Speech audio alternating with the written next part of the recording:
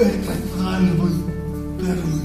Я тут начал свою карьеру с паспорта. Это было где-то 4 года назад, мне было 15 лет. Я был один из первых таких людей.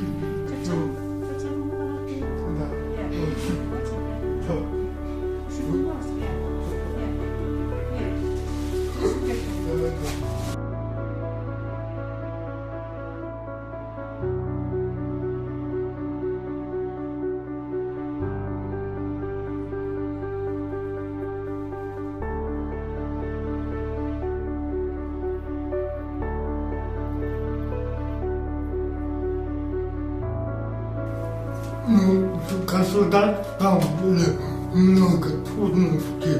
Они все время обещают, говорят, хорошая идея, мы обязательно поможем, но они не помогают. Просто говорят, да, поможем, да, это и все.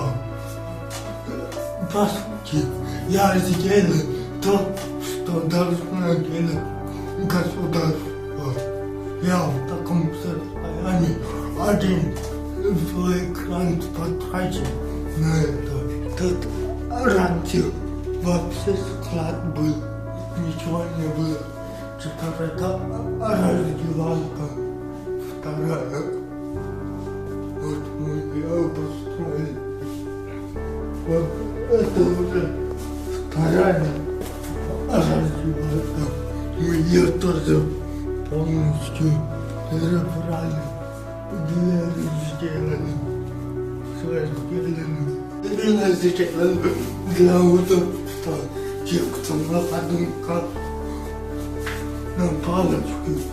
Вот самое много денег, самое главное сон, самое вот тоже по всему передал.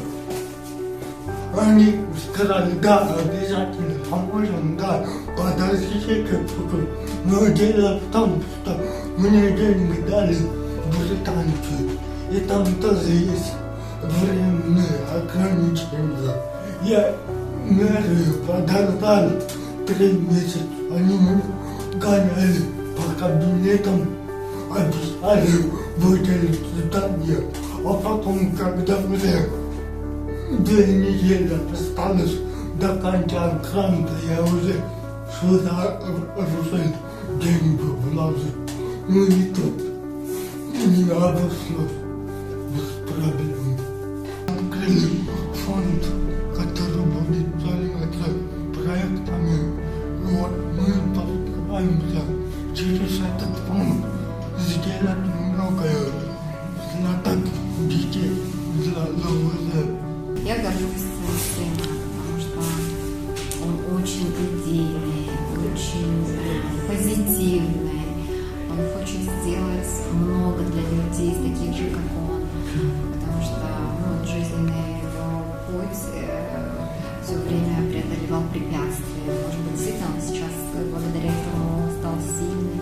Я родителям прям настоятельно советовала бы, рекомендовала бы. Конечно, в первую очередь это любовь к своему ребенку, какой бы он ни был, принимать. В последующем, несмотря ни на что, преодолевать тоже все преграды, никогда не останавливаться, но по возможности дать все, что для того, чтобы социализировать ребенка в любом случае, потому что он растет, чтобы в этом мире себя чувствовал более комфортно. Я думаю, надо в первую очередь социализировать, обучать, водить на все мероприятия, какие возможно, потому что это очень помогает, чтобы потом не замыкался он в себе. В целом, я так думаю, что если уж жизнь подарил Бог, человеку, надо жить его и стараться жить достойно.